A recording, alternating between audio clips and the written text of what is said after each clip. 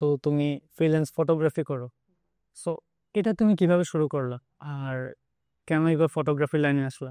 বিশেষ করে ফিমেলদের ক্ষেত্রে তো ফটোগ্রাফিটা আমার কাছে মনে হয় বাংলাদেশে একটু চ্যালেঞ্জিং, কারণ এই প্রফেশনটা অনেকে অ্যাকসেপ্টই করে না। সো এর মধ্যে ফিমেল হলে আরো অনেক ঝামেলা হয়। সো তুমি কিভাবে শুরু করলা বা তুমি কেন আসলে এই লাইনে? প্রথমত আ যদি বলি কেন আসছি, আম আমার জার্নিটা অনেক ছোটবেলা থেকে। আমি 5-6 থেকেই আসলে ছবি তুলতাম। মানে বাসায় যে ডিজিটাল ক্যামেরাগুলো থাকতো না? সো ওগুলো দিয়ে হচ্ছে টুকটাক ছবি-টবি তুলতাম। 9-10 এ থাকতে দেখা যেত যে কোচিং এর পরে আমার ফ্রেন্ডদের সাথে আমরা নিজেরাই রেডি হয়ে একজন আরেকজনের ছবি তুলে দিতাম। তো ওইখান থেকে আসলে প্র্যাকটিসটা শুরু, যে ছবি তোলার যে প্র্যাকটিসটা ক্যামেরা হাতে নিয়ে।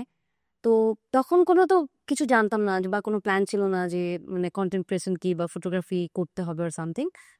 যেটা হয় যে কলেজে যখন উঠি তখন মানে বায়না ধরি বাবার কাছ থেকে যে আমার একটা ক্যামেরা লাগবে, আমি ছবি তুলতে চাই। তো এরপর আমার যখন ইন্টার সেকেন্ড ইয়ারে পড়ি তখন আমার ফার্স্ট ক্যামেরাটা আসে। একটা ক্রপ বডির ক্যামেরা, সনি না সরি, ওইটা হচ্ছে ক্যাননের ছিল। তো ওইখান থেকেই ছবি তোলাটা মেইনলি শুরু। টুকটাক নিজে প্র্যাকটিস করতাম। ইভেন ক্যামেরাগুলো ঘাঁটাতাম যে কোন ফাংশন কিভাবে কাজ করে না করে।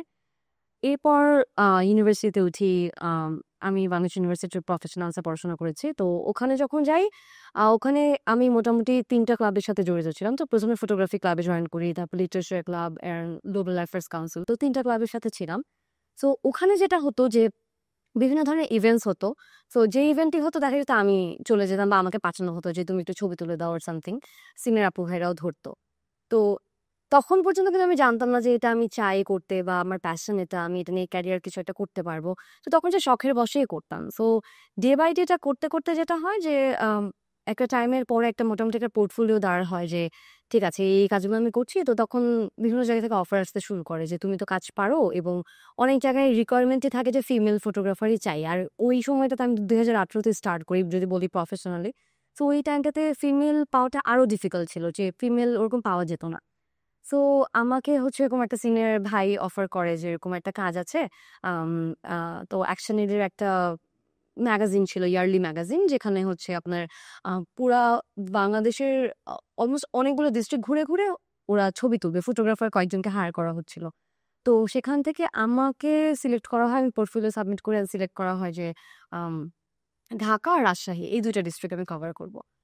তখনও আমি জানতাম না যে আমি কোথায় কাজ করতে চাই, কি করতে চাই। আমার জাস্ট ঝোঁকের বশে আছে, ঠিক আছে বলছে করি। টাকা তো পাচ্ছি। তো ওই থেকে স্টার্ট করা। ওই থেকে আসলে মেইনলি ডেভেলপমেন্ট সেক্টরে কাজ শুরু করা। আ আর এছাড়া তো এমনিতে ফটোগ্রাফি করতাম, ফ্যাশন ফটোগ্রাফি এগুলা চলতো আরকি। তো এরকম না যে ড্রিম ছিল আর করতে চাইতাম। বাট যেটা হয় কি যে শখের বশে করতে যে আমি কখন এটার ভিতরে ঢুকে গেছি আমিও নিজেও জানি না। সময়ের সাথে হয়ে গেছে। এক্সাক্টলি। ওই ধরনের যে প্ল্যান করে করা হয়েছে তা না, জাস্ট না, আলাদা সুযোগ কোনো প্ল্যান। আসছে, সুযোগগুলো কাজে উম, মানে কাজে লাগানো হয়েছে আর হয়ে গেছে। হ্যাঁ।